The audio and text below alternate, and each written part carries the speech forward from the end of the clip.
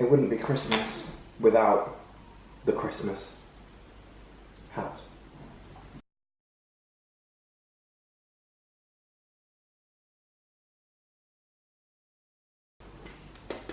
Can you hear me? Are you listening? Hello? Vlogmas Day 28, I think.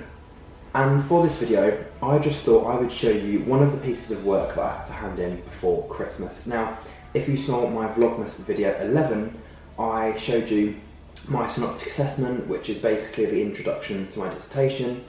Within that, I just sort of answered a variety of questions, had to show my professional account, whether it be my LinkedIn or my actual website, and yeah, had to just talk about what I've learned at uni, what I'm currently learning, and my goals for the future from everything that I've learned. So it was a very, very in-depth piece of work. So like I said, if you haven't seen that, it's Vlogmas Day 11, so it's about 12 or 13 back from this. But I'm going to show you the second piece of coursework that was actually due just before Christmas as well. It's for a module called Media Practice in the Workplace, and actually for this module, it was literally a follow-on from a module I did in first year. So again, for those of you that don't know what I'm talking about, working in the media was the module I did back in second year. I didn't actually create a video on it, but there is a link to my portfolio from my website. So I'll put a screenshot on my website, I don't know, some sort of video to sort of link how to get from my website to that piece of work I did last year. And that was based on a placement that I did, or it was for the module where I had to complete a placement. So this year, Media Practice in the Workplace is the continuing module from that.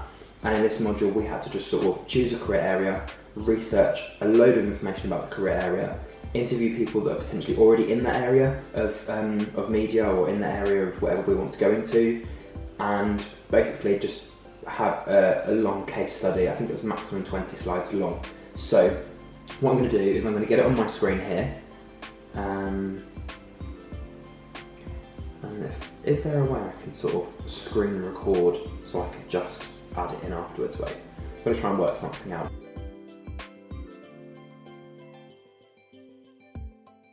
I think it's worked.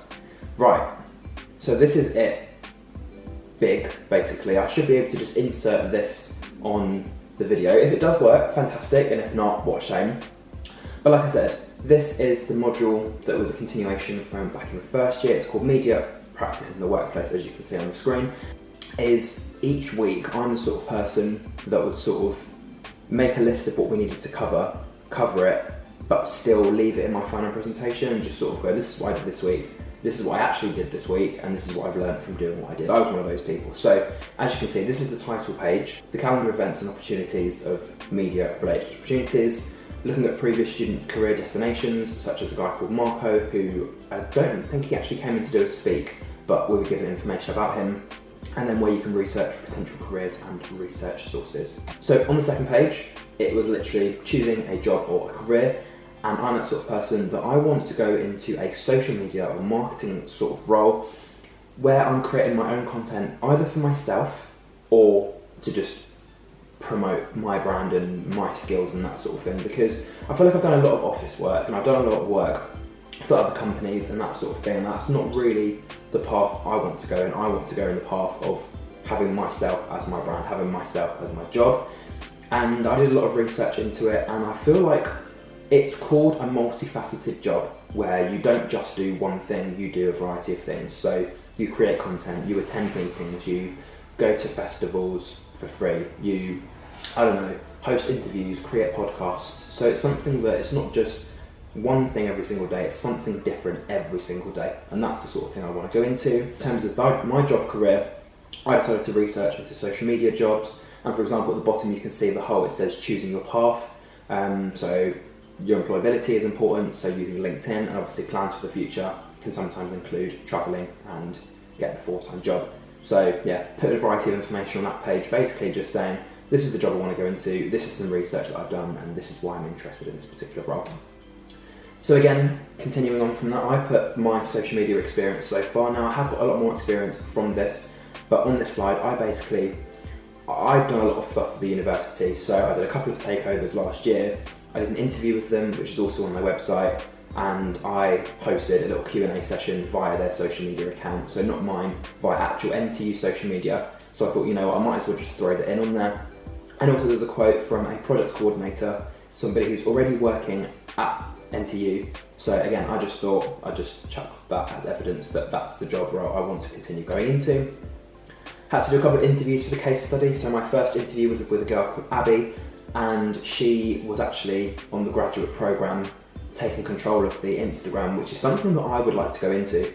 Being able to head an account, like, and be in charge of the content that's created, because not only could I promote the university, not only could I promote myself, but because it is a student place, I could be able to basically hire and get students on board to create content, create videos, film themselves doing like student day in the life and revising and that sort of thing, and potentially make some content out of that. And I feel like I'd be really good at that because I've got so many different creative ideas, and if I'm in a job where I'm being paid to come up with ideas, it will obviously motivate me to make even better and bigger ideas than if I was just doing it for someone for free. So that page was just about an interview of how did she get the job that she applied for, good and bad aspects, what sort of job did she want after the graduate programme, and is she aware of all the variety of different social media jobs available.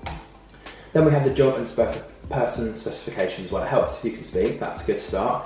But just experience required, so being able to support the media team with creating campaign strategies, content calendars, being able to write exceptionally well, scheduling and posting original content and not just copying other social media accounts, and then using analytics and data to tweak strategies. So based on what you post, how much engagement are you getting, how many people are involved, how many people like what you do, and actually, are you creating content that people actually enjoy? Because if not, then you've got to do something different basically.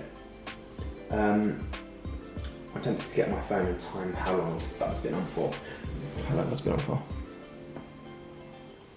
Oh, only 8 minutes. Oh, that's fine. Okay, so the next page, again, I did another interview for my case study. So this was with a guy called Roland from a company called First Class Watches. Now, I literally just asked him 10 main important questions about being in a social media and marketing role. He didn't really give me too much detail because I don't think that's his specific actual role. He's just a customer service manager as opposed to a social media coordinator. But I asked him a variety of questions, including job title, what was his first job, what jobs did he start looking for when he left university, whether he had a business card or not, potential earning for the job that he's in, best and worst aspects of the job, and then a variety of other questions. So he gave me some answers, and obviously that really helped with my case study because it helped me go and do other research away from the project to actually work out, right, so to get into a particular role, I need X, Y, and Z experience, and now he's given me extra information in terms of what he has and doesn't have, the sort of money that is available for particular jobs, and again, I decided to turn that into a whole page. This is a third interview that I did. So this was with a girl called Rosie, who actually studied in London, but has now moved back to Australia, I believe. So yeah, she finished at university in London, and she's now working abroad in Australia. And again, I asked her the exact same questions, the job title, sorts of roles she's looking for, etc. And again, in terms of laying it out, I just thought I'd lay it out a bit more creatively. So I used an infographic in the middle, which I actually created myself. I just got a couple of the shapes together, added a few random circles, and was just like, right, go infographic, just so it's not bulks of text.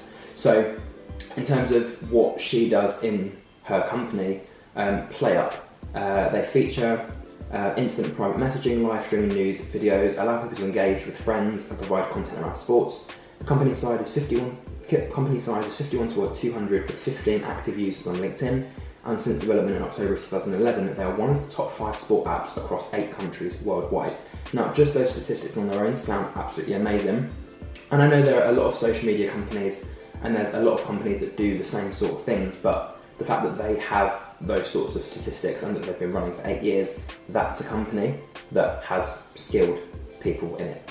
And obviously for me, I wouldn't want to work in the company. I would want to maybe work alongside the company or create content on behalf of the company. So instead of being just an employee in a company, have my own brand, have my own self, my skills and qualities that I'm promoting, and actually do that to help other companies. So it's sort of like a win-win. They get content because I've created it and edited it or whatever, and I have a job because they want content. So it's a win-win. That's the sort of job role that I'm looking for. And in terms of skills and qualifications, skills, like I said before, so being able to communicate effectively, written communication skills, especially if you're posting on social media, and like I said, there's a variety of other skills there which you could just read or screen record or take a picture of. And in terms of qualification, the areas that are particularly useful include advertising, media communications, business tech, creative design, e-business, journalism and marketing. Now, in terms of me, I do media. It's not really advertising, it's not really media and communications, it's just media. But I think that's why I wanted to reach out and potentially look at jobs, because I have social media accounts of my own. I'm always on social media. I feel like my audiences on all the different types of social media aren't very active, but I feel like as a person, I am good at communicating with people. I am good at posting content regularly. I'm good at editing videos together in a short amount of time. So I think in terms of me personally, I feel like I'm one of those people that is perfect for the social media role. It depends what sort of person they're looking for, but in terms of creating original content, I do that all the time, whether it's in my head, through pictures, through videos, through YouTube. So yeah, I feel like in terms of qualifications, it's not really something that's needed, but if you've got a form of interest in media or marketing or something relating to social media, you're more likely to get those roles. Then I looked at the most social places in the world. So surprisingly, the UK is at number 2, with Canada at 3, Spain at 4, and India at 5, but the most social place in the world is the USA, which isn't really a surprise, but it's a surprise that England are second. And then the variety of social media and marketing jobs available. So you've got social media manager, 37,500, film and video editor, 44,000, community and social media manager, 50,000. So although all the jobs sound pretty much the same, there's obviously different roles and different fields of expertise in each of them, and that's why those jobs are slightly different in salary. And I just thought it'd be quite interesting to get a quote from someone on Instagram called Harry Hugo, who's actually in a marketing agency himself, and he said that he doesn't understand how people find it difficult. He doesn't understand that people don't know how difficult it is being a social media manager. If you've been a social media manager, you just get this a lot, but all you do is send a few tweets, upload a bit of content, reply to comments and take a few photos. Being a social media manager is more than that. It's being a content creator too, and it's hard to be on it all the time. So I think that's the most important thing about social media. Although you are representing a company, representing a brand, representing an agency, and are posting content for them, obviously being a social media manager means that you have to sort of create your own content as well, because it's fine sharing pictures and it's fine sharing content, but if you're the manager, you're gonna have to create content, whether that's little short videos for Instagram or whether that's short photography, and actually at the same time you may be having your own brand. So for me, I think that would be my situation. I'd be promoting a company and creating videos and being in charge of all the different like drama setups and screenplays and Instagram posts and all of that, but also I'd want to continue posting on my personal social media as well. So it's a bit of a difficult one, but I feel like that's why I'd be quite good in this sort of role. The fact that I'd be in my zone, I'd be in an area of expertise that I know a lot about, but would obviously like to know more about, and obviously be able to create content for an actual agency, a corporate company, but also not lose that personal touch for my own personal brand and my personal work as well. Then I just put a little slideshow of what my plans are for the future. So in terms of my past, the fact that I've completed a lot of volunteering and paid work already. In the present, I'm currently working on my personal brand, including my website, my YouTube and my podcast. In terms of graduation, just apply and utilise as many of my connections as possible. So utilise all my connections on LinkedIn and start applying for a variety of roles. And then in the future, potentially plan to stay up in Nottingham, work here, and once I've got more experience and more knowledge of the social media environment and world, then maybe move back to London, have my own place, and then have a full-time job in London. I just think for me, because I'm going to be leaving the university in less than a year, I don't really want to go back home, because then I feel like I've gone back a step. I've got all these connections and all of this work that I've completed up here, and basically just thrown it away to go to London. Yes, London is the city, London is the place where all the jobs are, but actually most of my experience and most of my contacts are not in London. So that's what I think about that. In terms of my work culture and developments, so I couldn't actually find anything online that describes what a work culture or work development is, and I think it just varies between different companies. You could have a small company, but they'd be really, really lively, really, really energetic, but you could work in a large corporate company with over 300 employees, but everyone is silent. So unless you actually work in the environment, you don't really know what it's like. So that's why I asked 2 people that I knew were in completely different environments what their work experience is like. So the first was Rosie again from before. She said that she likes that there's always new trends to talk about, there's always people noticing your content, and obviously you make mistakes and you learn from them, and that's basically what social media is.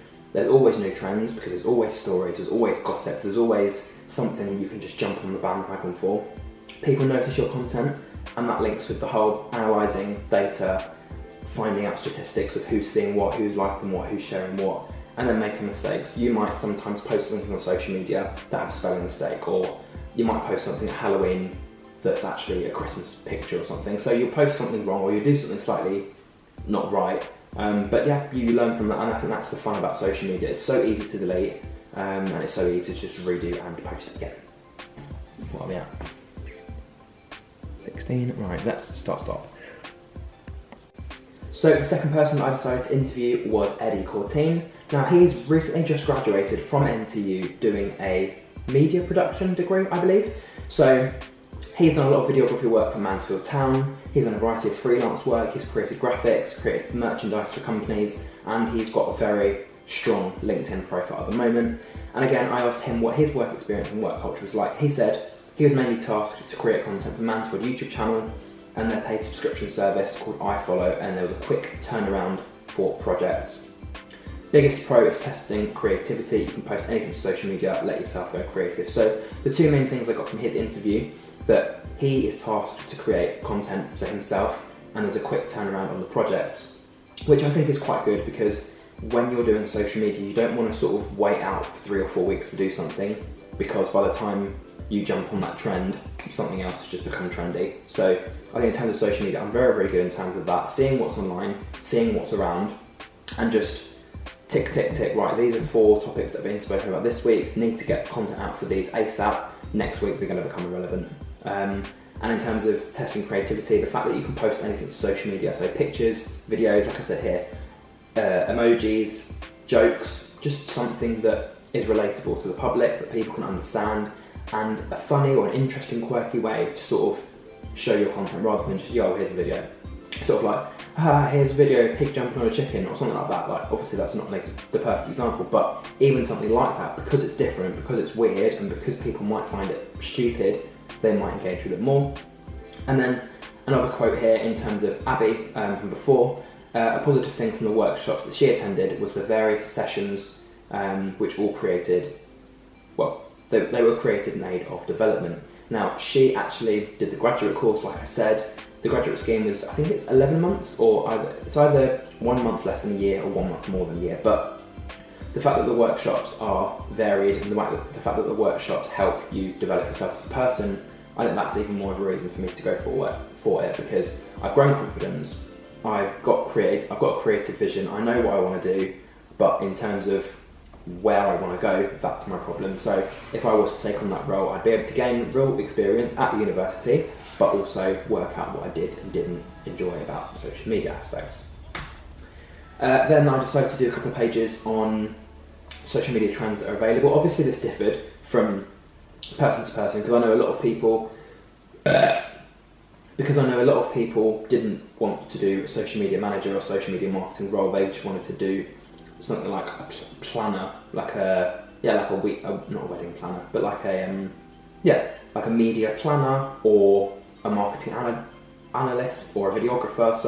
So many different media roles that I could potentially go into, but I feel like social media is just the one that I'm on social media every day, and I feel like if I could get paid to do something on social media, that's literally the best thing. I keep repeating myself, but it's true. Like, it's just a natural thing for me. Wake up, get on Facebook, wake up, go on LinkedIn. So here are a couple of trends for 2017. So the whole Snapchat's ad manager, so targeting specific people with specific adverts. Facebook's customer support went from not being 24/7 to now you can contact them whenever you want. And LinkedIn allowed people to upload their own videos. So for the last 2 years, people have been filming from LinkedIn or uploading their videos from their camera roll and explaining what is in the video rather than just a picture and just a piece of text. These were some trends that I decided to watch out for, and again, this is something that is specific for social media because you can't really find a videographer trend to watch or something like that. But in terms of social media trends, Instagram is a social media network that is growing in terms of the users, how many hashtag images they've got on the promotions. So Instagram is just an app to watch. And then in terms of other social media, you've got TikTok, which again is a social media app where it did start as just an app for people to create stupid, funny videos, but now people are getting jobs from it, people are getting sponsors and deals and those sorts of things from it, and they're actually completing a lot of successful campaigns. Like for example, I said here, there was a campaign using the hashtag #SavingShuffle for people to guess their best-selling item, and Ralph Lauren were doing a promotion to show off people to show off their outfits using hashtag RL, and the 2 highest posts were given free clothing. So although something like social media apps can just start as a joke, once the apps get developed and once the people behind it work out a way to link or relate to their audience, it becomes an actual business. Other trends to watch, so the form of podcasting. Now, I actually have a podcast myself. I've got a couple of episodes that I actually uploaded to YouTube a couple of months ago but deleted, and I'm rebranding and re-uploading those in January. But podcasting is something that I'm going to try and jump on as soon as I can, because, I don't know, just talking about topics and talking about things is what people like. And it says 73% of marketers believe that social media marketing is somewhat effective or very effective for their businesses. Now this can be in terms of video, photography, podcasting, and one of the founder and product manager at Google Podcasts has said that more than 2 billion Android users worldwide would love to listen to podcasts, but it hasn't been introduced to them and they're unsure where to find them. We will see especially strong growth among Android users. So iPhone users have access to podcasts, Android users don't, but there's going to be a massive increase for that. So yeah, 80% listen to all or most of each podcast episode. Obviously it depends how long the episode is, but another trend to watch, as well as Instagram growing and TikTok growing, is the growth of podcasts. I then spoke about how you can apply and how you can find social media jobs. So for me, I feel like there's 2 ways. You can either actually apply for the jobs online, so you might not have a social media account, you might not use social media, but you can go on things like Total Jobs and part-time job websites and Indeed and Reed and those sorts of things and just simply apply for a social media job. Or you can have happen what happened to influencers like Saffron Barker, who she started in her room creating content, filming anything and everything, vlogging her day pretty much every single day. She now has 2 successful channels, both over 1 million subscribers. She's had deals, she's had makeup collaborations, clothing collaborations with companies like Primark. So her main channel has over 2.5 million subscribers, has accumulated over 300 million views so far. She could be generating about £1,284 per day with £481,000 a year from her advertisements. So the fact that she's creating her own original content, it's her brand, and I feel like Saffron is one of those influencers, one of those social media people that is in a multifaceted career. Yes, she has a YouTube channel, but she also does clothing, makeup, I don't know, other sorts of collaborations. So although she primarily does YouTube, she has branched out to other things. I feel like that's what I'd like to do. I'd like to do social media as a main thing and create video content and photography, but also branch out and do things like modelling or interviewing or radio. So just not putting myself and tying myself down to one thing, but just showing that variety of things that I'm interested in, basically. Then I moved on to my personal online portfolio. So again, top left is my website, top right is my Instagram, Twitter, YouTube and LinkedIn in that order as well. And right at the bottom, I had a look from a worldwide active users of social media, Revive.digital Analytics, that shows the top 5 social media accounts are Facebook, YouTube, WeChat, Instagram and WhatsApp. Now I think WeChat is an Asian created app, but I don't use it. I think it's similar to WhatsApp. It might be Korean actually, I'm not too sure. But out of those top 6 apps, I actually use 5 out of the 6 of those. I've just started using Facebook a lot more to post my videos and my photography. YouTube channel, I'm literally on every single day. Whether I'm posting content every day or just looking, I'm at least using the platform. WhatsApp I mainly use for just messaging, but if you know how to use it, then that's good. Instagram, obviously, to post my nights out, days out, more like photography sort of related stuff, more modelling, rather than just on the booze, because I don't drink anymore anyway, so I don't really do that. And then LinkedIn, so that's more for the professionals, to sort of connect with professionals, see if there's any sort of jobs available and actually potentially start applying for them through LinkedIn. And then I thought, actually, because Twitter's not even in the top 5 apps or top 6 apps, I thought I'd do a whole page specifically for Twitter. So there's 5 main reasons why I think Twitter personally is going to grow. The fact that there's a variety of different news stories, so you'll see it on the trending page, you'll see it from people that you follow. There'll be sometimes posts that are sponsored, so it will be forced to be shown on your screen. So I feel like that's quite interesting. Live updates of trends, so there is literally a trends list with hashtags including TV shows, music releases and sports, and a lot of people live tweet and live update, so you're constantly updated with the trends. That links in with hashtag communities, so it's created by the people for the people. So for example, I did a search, just hashtag social media, and anybody that has written social media in their posts has come up. And I think that's quite an interesting one for when watching TV or when watching shows or when there's something specific going on that everyone knows about. If you're hashtagging with the right hashtags, people will notice your content and may stumble on your profile. So in terms of Christmas, for example, if you're hashtagging Christmas or hashtagging Merry Christmas in all of your tweets or some of your tweets, they might get seen because it's obviously Christmas time and you might get noticed. It's obviously easy to grow and network with people on your page, including creators, writers, bloggers, and there's a smaller character limit for more condensed posting. So the maximum characters are like 250, so you can't really waffle on a post. And I feel like in terms of Instagram compared to Twitter, on Instagram it's very, very difficult to get noticed by celebrities or famous people or influencers, but on Twitter all you need to do is tag them, and like I said, using the right hashtags and they will be able to get in contact with you. And then number 5, access to the big names for free. So you're being noticed or shared by celebrities, organisations and influential leaders to help grow your page or lead to potential job offers and collaborations. So all those sorts of things link together, and it's sort of like if you're using the right hashtags, if you're updating on the right trends, if you're tagging the right people in your tweets and posts, then your tweet could blow up, as people say on Twitter, and you could eventually get offered jobs or collaborations or opportunities just from social media. It's happened before, and I think going into 2020, it's more likely and most likely to happen again because social media is just the biggest thing in our generation at the moment.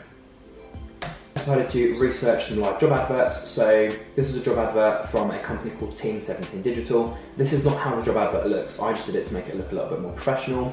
But they are a company that creates content. Okay, right at the bottom, that's what the actual job advert looked like. But splitting down what they were looking for, it was the 4 main things they're looking for is good teamwork, ability to research, ability to network, and just key skills of having communication skills, passion for video, a logical approach to problem solving and those sorts of things.